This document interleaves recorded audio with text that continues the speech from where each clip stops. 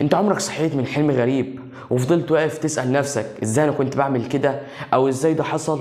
الموضوع مش بس غريب، ده سؤال علمي. ليه دماغنا بتعمل كده واحنا نايمين؟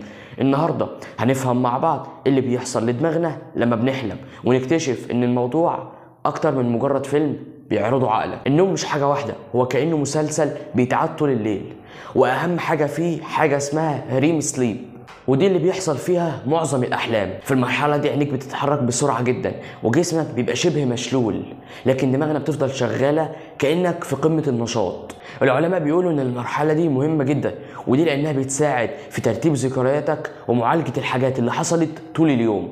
وده بيفسر حاجات حصلت لك من كام يوم بس انت حلمت بيها في سياق غريب. هنا بقى العلماء اختلفوا، وده لان في عالم اسمه فيرويد، هو عالم النفس الشهير، كان بيقول ان الاحلام دي بتبقى رسائل مشفره من اللاوعي.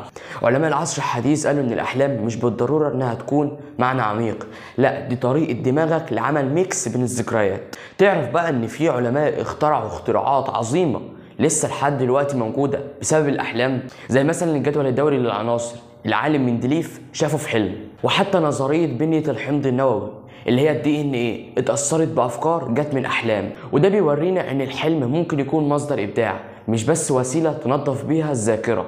خلاصة إن الحلم مش بس لغز بسيط، هو مزيج من علم وخيال وكمان تجارب شخصية. وكمان ممكن يكون وسيلة لدماغك إنها تحافظ على صحتك النفسية، أو يديك إلهام لفكرة جديدة، أو يحطم نفسيتك. بس كده الفيديو بتاعنا خلص، ما تنساش اللايك والسبسكرايب، وزي ما بنقول إلى لقاء آخر في معلومة جديدة. سلام.